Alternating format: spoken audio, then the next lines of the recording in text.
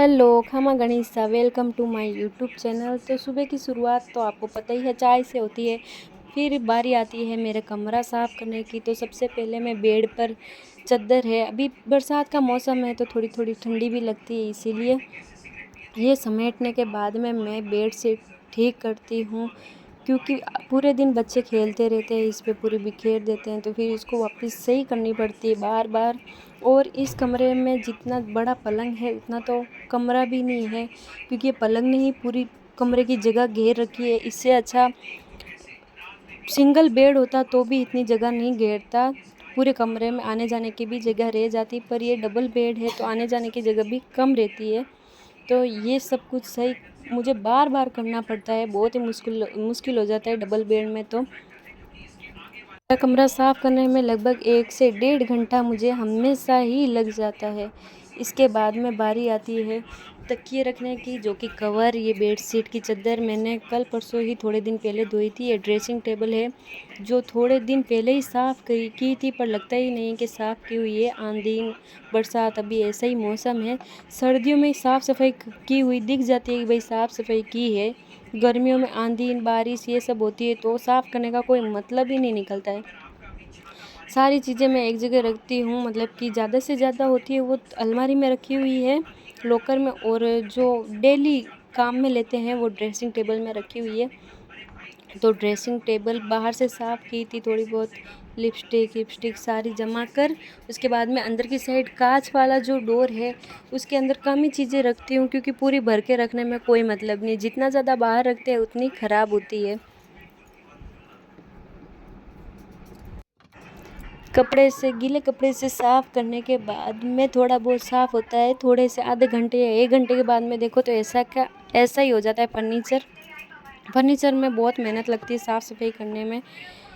इसके बाद में जो ऊपर का कांच है उसके ऊपर थोड़े पानी के छांटे डाल के उसे कागज़ से साफ़ किया जाए तो एकदम साफ़ हो जाता है। बाकी आप कपड़े से साफ़ करते हो तो वो कपड़े के पूरे निशान उस पर छप जाते हैं। कपड़े से कभी साफ़ नहीं करना चाहिए। साफ़ करो तो थोड़े पानी के छींटे छिड़क के उसे कागज़ से साफ़ करिए।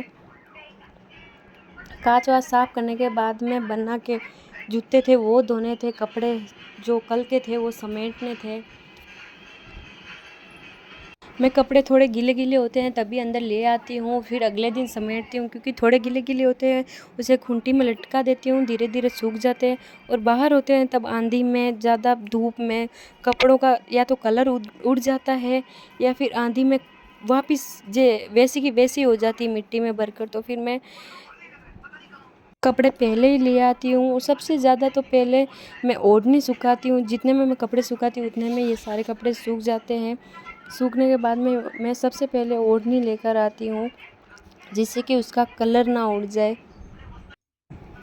तो ये सारे कपड़े समेटने के बाद में भी मेरे पास में बहुत ही सारे काम हैं, जैसे कि अलमारी साफ़ करनी है, झाड़ू पोछा, बहुत सारे काम हैं। अभी कूलर भी साफ़ करना है, अंदर घर में भी बहुत सारे काम बाकी पड़े, बर्तन पोछे सब कुछ बाकी पड़ा है। पर घर के काम के साथ साथ में मुझे अपना कमरा भी साफ़ करना ही पड़ता है, क्योंकि जो मेहमान घर में आते हैं वो कमरा भी देख कर जाते हैं। तो फिर अंदर कितना भी करो नाम नहीं होगा, बाहर नहीं किया तो नाम हो जाएगा कि कमरे की सफाई नहीं है।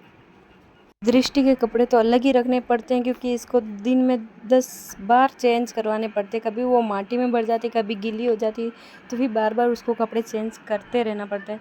मेरी तिजोरी की हालत तो देखो, ये सारे कपड़े अब मैं बाहर निकाल के सही करूँगी।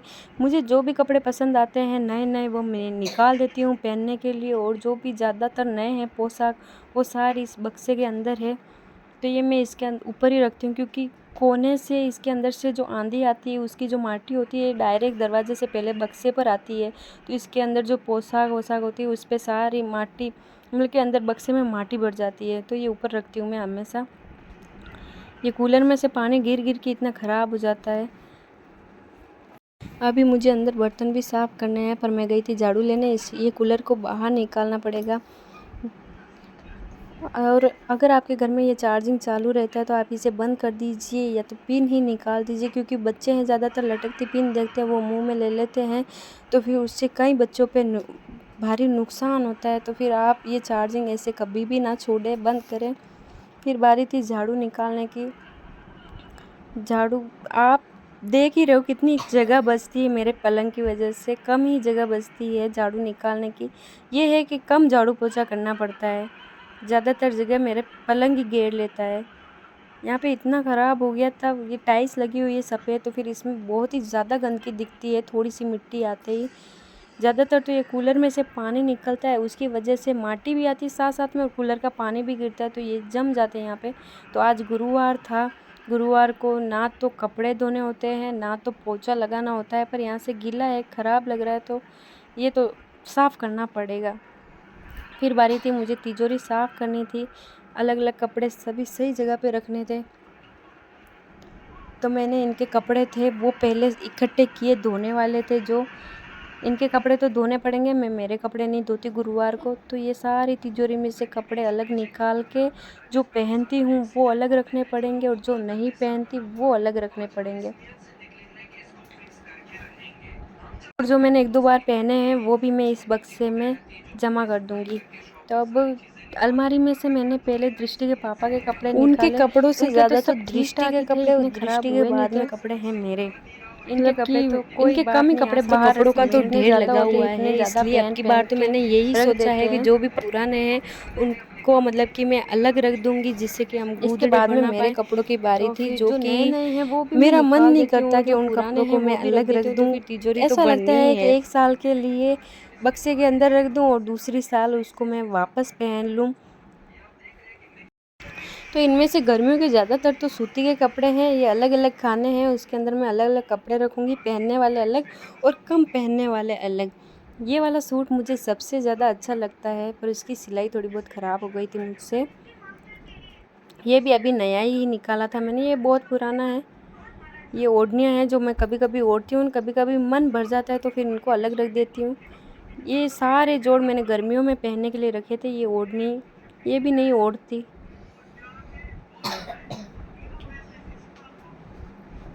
ये सारे सूटों से अब मेरा मन भर गया है, ऐसा लगता है अब नहीं पहनना। ये लहरिया मैंने सावन के लिए निकाला था कि सावन है अब पहनेंगे। वो दृष्टि के कपड़े तो पूरे दिन बिखरते रहते हैं, इसको तो क्या ही सही करें। फिर भी एक बार सही करके रख दिया था इनको। और ये बैंगल्स है सारी, इसके अंदर ज्वेलरी पड़ी है, इनको तो बहुत ही ध्यान से सही से रखना पड़ेगा, क्योंकि एक भी चीज़ अलग हो जाए तो फिर सारे डब्बे उथल-पुथल करने पड़ते हैं। उसके बाद में नहाने की बारी थी, मैं नहाने जा रही थी क्योंकि मुझसे पहले दृष्टि चली गई थी नहाने के लिए, पानी ढूँढ रही थी। और अभी मौसम ऐसे ही है बरसात का, ज़्यादातर तो बच्चे बीमार पड़ रहे हैं, तो फिर उसे भीगने से बचाने के लिए मैंने उसको पहले नहला दिया। ये वाला सूट निकाला था और दिनू बना को दिया था कि इसको नहला दिया है, इसको थोड़ी देर रखो तो मैं नहा के आ जाऊँ। फिर इनको लालच दी गई कि बिस्कुट आप ले लो और इसको थोड़ी देर रखो। फिर 1 बजे मैंने कारीगरों के लिए रोटी बनाई, उनको खाना खिलाया, उसके बाद में जाकर मैं सोई थी। ये रोटी अब थी सोने की बारी। 1 बजे मतलब कि दोपहर की इतने धूप में परेशान हो गई थी। सोकर उठने के बाद में पहली शुरुआत मैंने बाजरी भिगोने की, क्योंकि बाजरी से बनाते हैं हम राबड़ी। कूटी हुई बाजरे की रबड़ी इतनी अच्छी लगती है। उसके बाद में इंतज़ार कर रहे थे मेरे कपड़े कि मुझे आओ और सौंटो। इतने में आ गई थी बारिश, ये बच्चे सारे चौक में खेल रहे थे।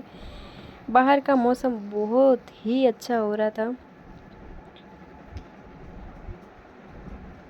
दृष्टि भीग गई थी, नहा रही थी।